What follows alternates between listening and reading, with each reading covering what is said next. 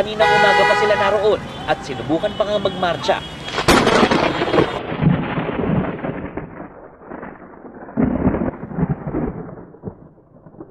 Magandang hapon mga kabisdak. Pag-usapan lang ho natin itong 10,000 nagpro-protesta na gustong makalapit sa Mindula at makalapit sa Malacanang, ngunit sila po ay hinarang. Bakit nga ba ho sila hinarang? At pwede ba talagang harangin sila ng mga otoridad? Pakinggan po natin ang balitang ito. Hinarang ng mga pulis sa mga tsuper na nag-transport protest ngayong araw. Wala raw permit ang mga rallyista kaya hanggang Espanya lang sila na hindi naman madaanan ng motorista. Nasa frontline ng balitang yan si Gerard de la Peña. Gabi na, pero maliwanag na maliwanag pa rin ang ipinaglalaban ng transport groups na Manibela at Piston. Aabot sa 10,000 jeepney driver at operator ang sama-sama nagrally sa Welcome Rotonda bilang pagkontra sa PUV Modernization Program. Ang ilan sa kanila, galing pang Batangas, Laguna, Cavite at Bulacan. Kaninang umaga pa sila naroon at sinubukan pa nga magmarcha hanggang Menjola. Yun nga lang, barikada ng mga pulis ang umarang sa kanila. Nagkaroon pa ng sagutan. Una-una, Mindiola, hindi po freedom park. Kailangan ng permit doon. Since wala po kayong permit, hindi po kayo mag-program. Sa Pilipino naman yung Mindiola, sir. Bakit nyo kami pinabawa? Opo. Para hindi na uminit pa ang sitwasyon, namagita na si Manibela Chairman Marval Buena. Walang maingay! Teka lang! Huwag mo na po kayong maingay kasi... Huwag po muna maingay! Nakikipag-negotiate tayo para maidaos natin at maiparating natin ng maayos yung ating hinaing. Nakiusap siya pero hindi pinagbigyan dahil wala silang permit.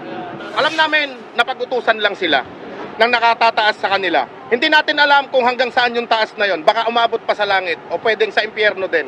Kami naman po bilang isang negosyator dito sa inatasan dito, kami naman po ay nakipag-usap at maayos naman namin nakausap sila.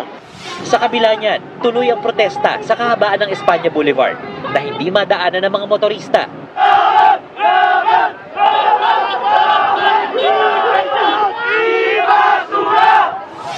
May mga jeep pang sinubukang ito o hatakin ng mga pulis, pero nabigo sila.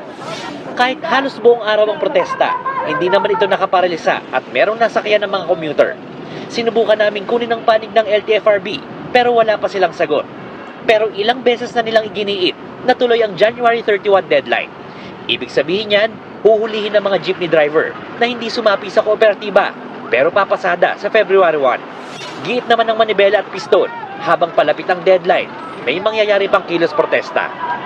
O ayan po mga kabisdak, yung 10,000 nagpro-protesta ay hinarang ng mga otoridad na ang kanilang rason umano ay walang permit daw ang mga nagpro-protesta.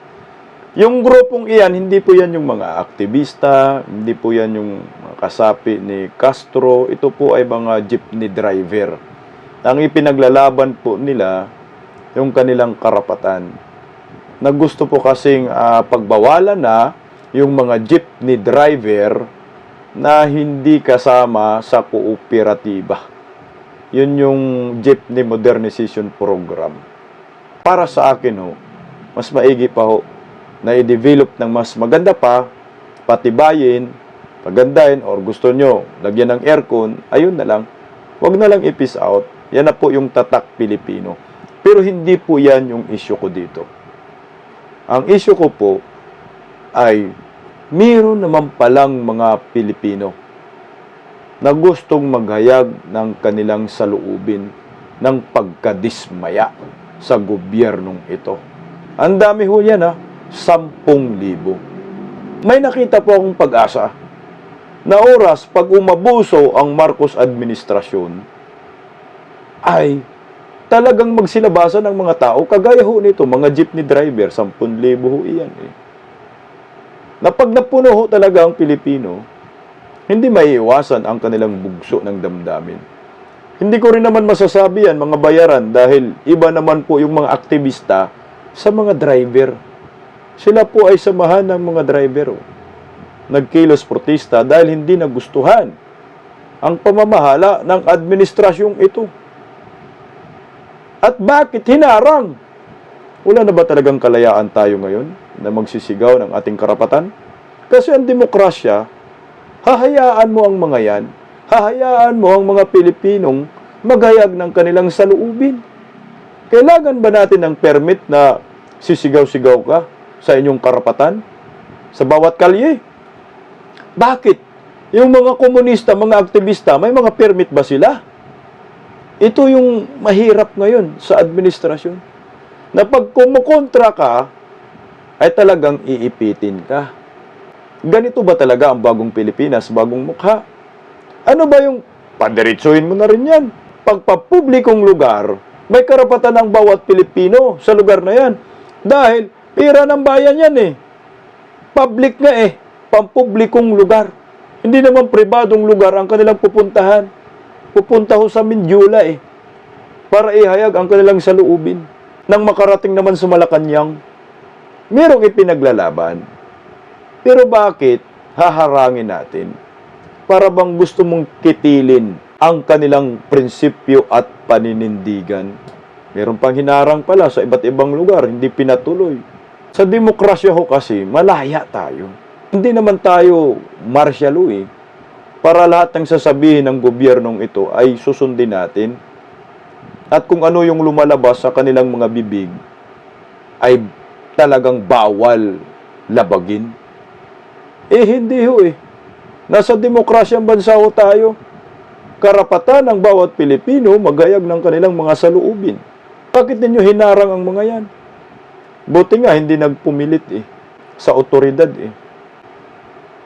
Bakit yung mga aktivista, mga komunistang grupo, palakad-lakad sa kali, pasisigaw ng ibagsak, kung ano-ano mga binabanat nila, wala namang mga permit yun. Kagaya yung ginawa ho namin sa Quezon City, kami ho, na may permit, kami ang naiipit. Pero yung mga komunista na walang permit, yun ang pinagbibigyan ng pabor. Bakit? Kasi nga, kami pro-Duterte. Sila, anti-Duterte. So, ibig sabihin, pag ikaw, anti-Duterte ka, parili-rally ka dyan, okay lang, go ahead, subiit. Pero kung yung isinisigaw mo, Duterte, kung isinisigaw mo, ay pagkikritisize sa administrasyon, bawal ho kayo. Yun lang naman ang saloobin ko dito. At sana, bigyan ho tayo ng kalayaan na maghayag ng ating saloobin at kung ano man ang ating ipinaglalaban bilang isang Pilipino.